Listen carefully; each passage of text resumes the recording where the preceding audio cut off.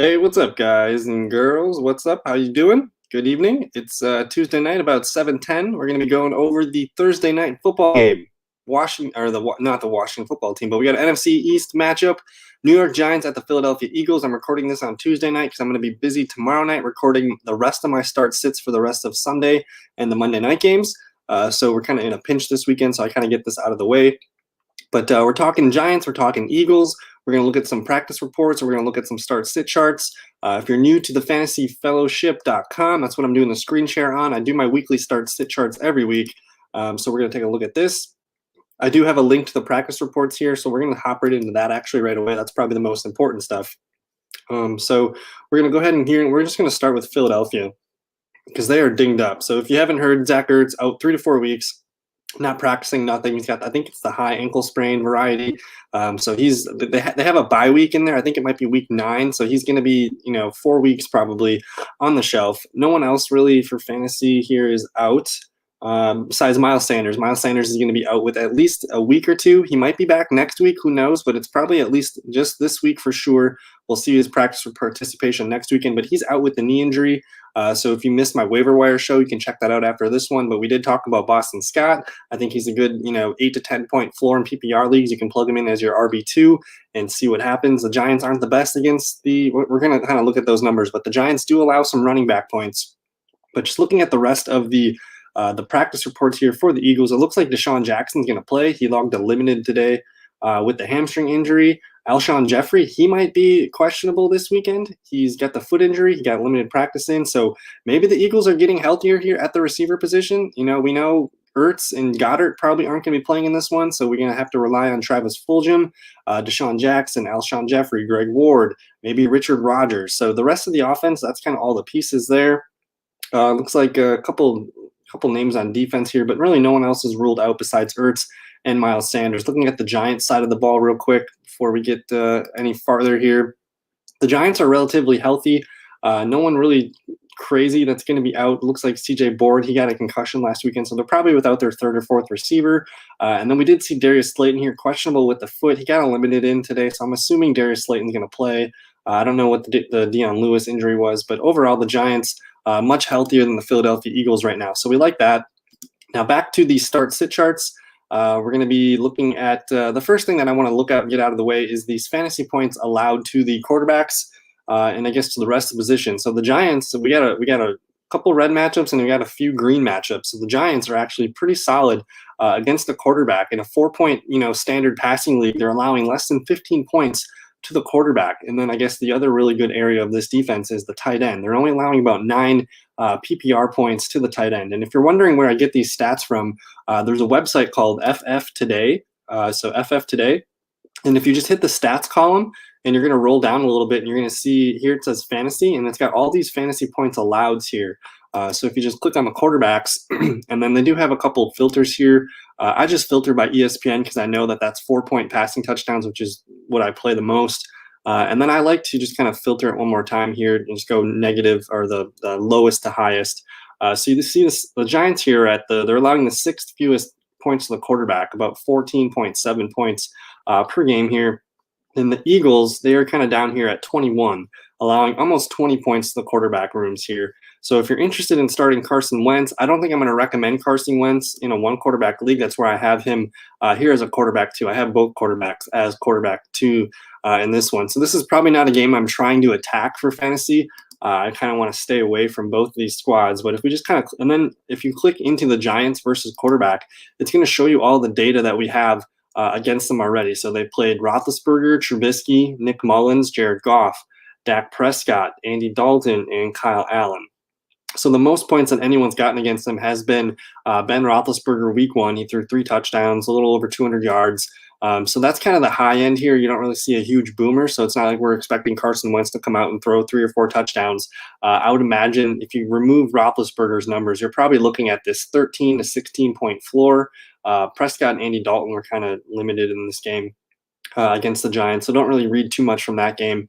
But you see Trubisky puts up 13, Nick Mullins 17, Jared Goff only 11.7, and then Kyle Allen 16. So I would expect something similar for Carson Wentz in this one, maybe over 250 yards, 2 touchdowns, and an interception or so. So not a really good start there. So that's why I have him as the quarterback too. Let's take a look at the Daniel Jones side of this, though. The Eagles, like we said, they do allow almost 20 points to the quarterback room here. So let's see who the Eagles have played so far. So Dwayne Haskins, Jared Goff, Joe Burrow, Mullins and Beathard, Roethlisberger, and Lamar Jackson. So besides that debacle that the 49ers did against these guys, they're allowing, I guess they kind of limited Dwayne Haskins too, but we don't really think very highly of the Washington football team right now. So you're looking at Jared Goff, Joe Burrow, Ben Roethlisberger, Lamar Jackson. All these guys are over 20 points. So you got to think, if Joe Burrow could do it with his kind of limited weapons, you got to think Daniel Jones might be close. So I'm thinking Daniel Jones is probably the better play of the two. So I'm probably going to like a little bit more of his receiving options. So both guys are quarterback twos for me. I think Devonta Freeman, he can be a low-end RB2 for us in this one. I think he's been actually pretty steady. I'm going to go ahead here and actually look back into Fantasy Football Today is one of my favorite just quick pull-up resources because if you do hit their stats tab, you can just click on running backs and we'll kind of look and see where the PPR situation is for Devonta Freeman. But he's coming in here. He's RB47 so far. He's averaging about 8.8 points per game.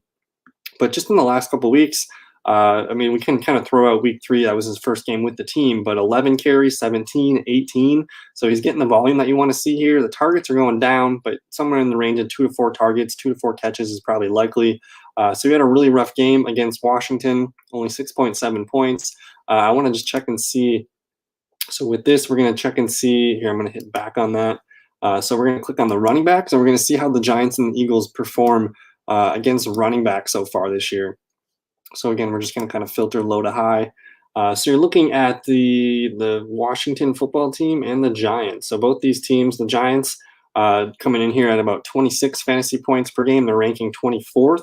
And the Eagles are kind of towards the top here, not allowing a lot of points, almost 21 points per game. So this is not a very good spot for Devonta Freeman if we want to look and see how teams have done against the Eagles so far. Each team's going to play 3 or 4 running backs.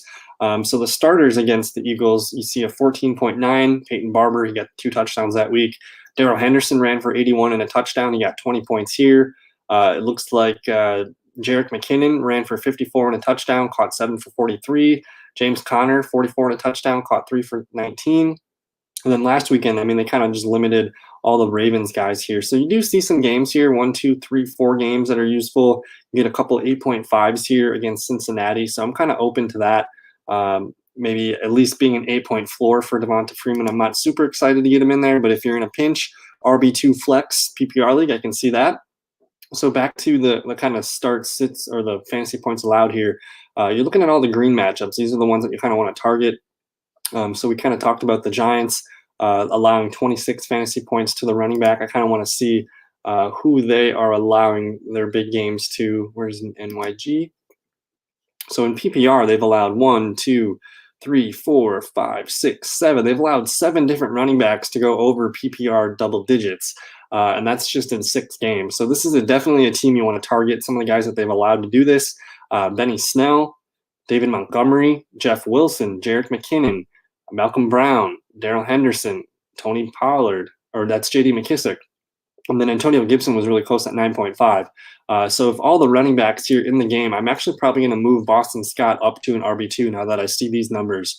He's probably going to be the highest priority running back of the waiver wire this weekend. So if you're in a pinch or you have Miles Sanders, or maybe you got some of the guys that are on bye this weekend, like a Jonathan Taylor, I could see Boston Scott being a really nice fill-in spot for us. Like we said, in 6 games, they've allowed 7 different running backs to go over double-digit, PPR points. So I like the move for Boston Scott. Now, if we look at the receiver positions here, the Giants are allowing a pretty good amount here to the receiver, almost 39 points per game. That ranks 22nd.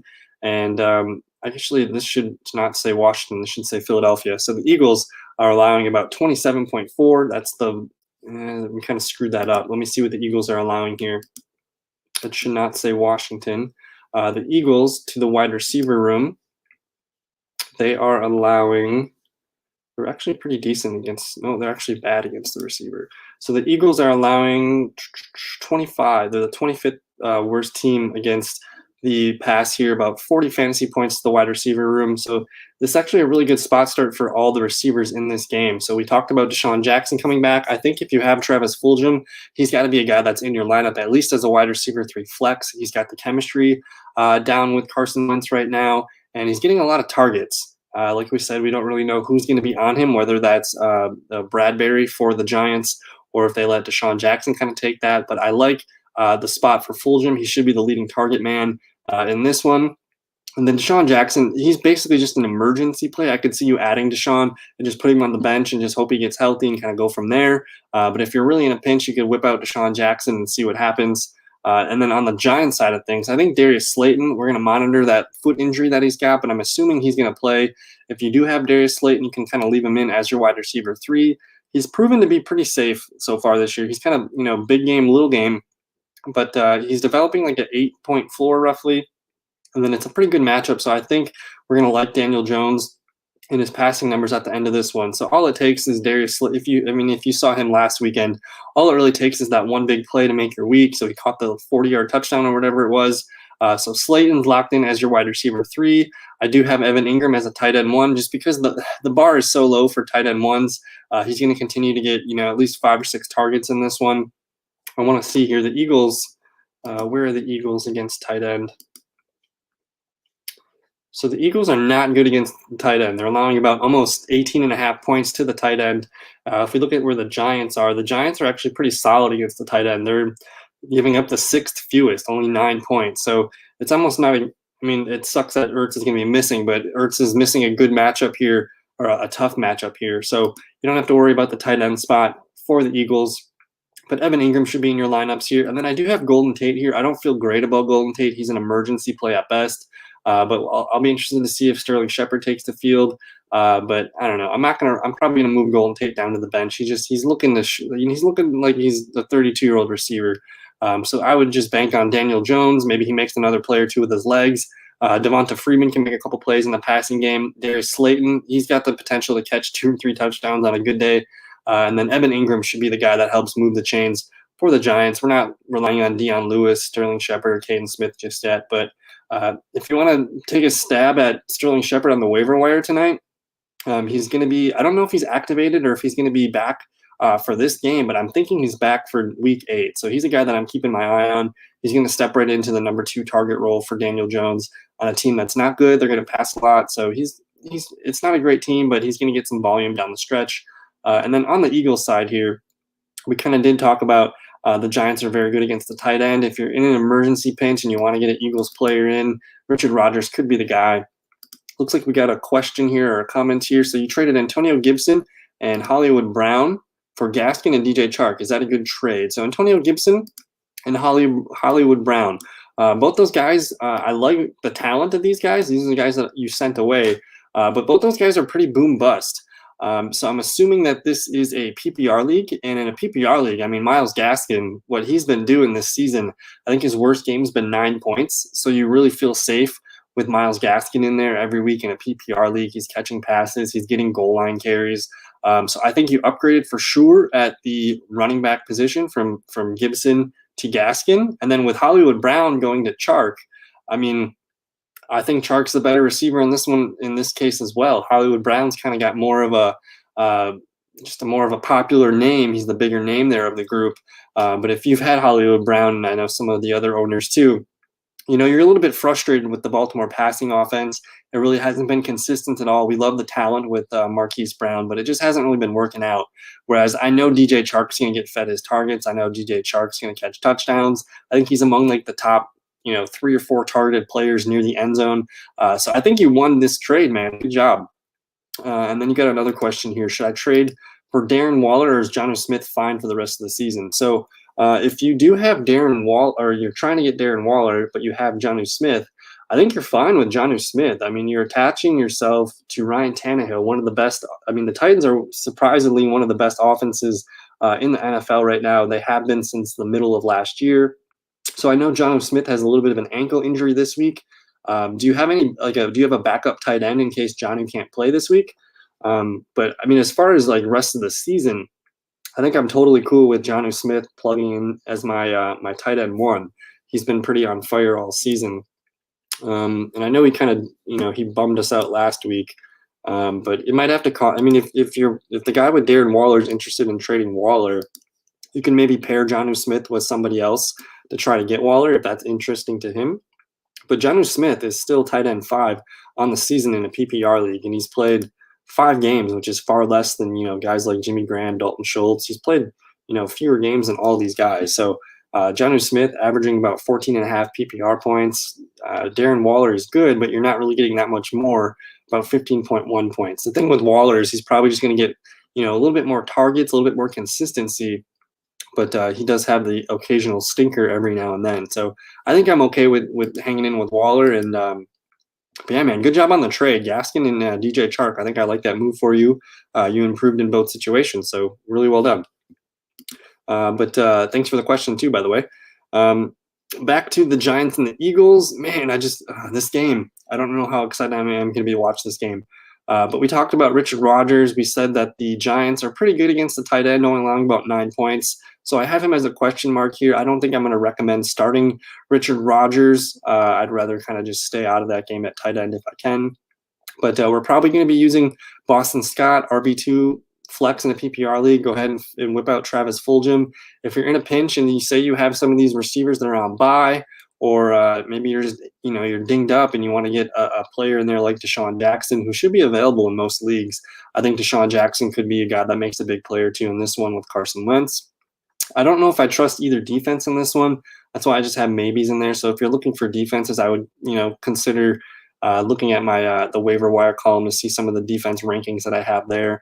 But as far as bench pieces for the Eagles, Greg Ward, I don't know if I trust it. Corey Clement, he's the backup to Boston Scott. Dallas Goedert, if you're watching tonight on Tuesday night or listening tonight on Tuesday night, and Dallas Goedert is still available in your league on the waiver wire, he's going to be probably out for Thursday night. But week 8, I think he's back next Sunday, guys. So if he's still hanging around your wire, he's probably a top 5 tight end upside the rest of the season, probably top 10 for sure. So I really like Dallas Goedert. We don't really trust Zach Ertz at the moment, and he's out for 3 or 4 games. So Goddard's going to be the hot guy to keep an eye on. And then, Miles Sanders out, Zach Ertz out. Rookie John Hightower, I'll be watching for him. So this game for me, from a fantasy football perspective, I'm not going to be very invested into this one to get the points. So basically, I'm kind of just watching for Darius Slayton. We'll see what Daniel Jones and Carson Wentz can do as quarterback 2s. Devonta Freeman and Boston Scott, both these guys are RB2 flexes. And then, I don't know, I'm super interested to see if Travis Fulgham can keep his basically the last 2 games he's been a wide receiver 1. I want to see if he can keep this up against a really good cornerback. And then Deshaun Jackson's return. Maybe Alshon Jeffrey. I should probably add Alshon Jeffrey to this list because he might even play. So a lot of moving parts in this one. But that's pretty much it. So I got to change that to the Eagles. I accidentally wrote Washington on that one, so my bad there. But if you needed to, so I'm going to be out of town on Thursday, so I'm recording all of my start sits tomorrow evening. So I do have all my start sit charts filled out. I have to finish adding in the points allowed here so I can talk about those tomorrow. But if you want to get a peek ahead and see who I'm recommending to start, to sit, and potentially see who's in and out, go ahead and check that out. Again, fantasyfellowship.com. It's right on the homepage. You can go ahead and click on the start sit charts. I got the waiver wire column if you want to check that out tonight. I did record the waiver wire show earlier today, so you can also listen to that. But a lot of good stuff there on the fantasyfellowship.com. If you're new to the YouTube channel, it'd be awesome if you could subscribe. Help us grow this thing as we keep doing more and more videos. But I want to thank you so much for your time, for hanging out tonight and your questions. You can follow me on Twitter at the Fellow KGB. Subscribe to the YouTube channel. Check us out on Facebook, Instagram, whatever you prefer for your social media. And we'll see you in another video. Peace.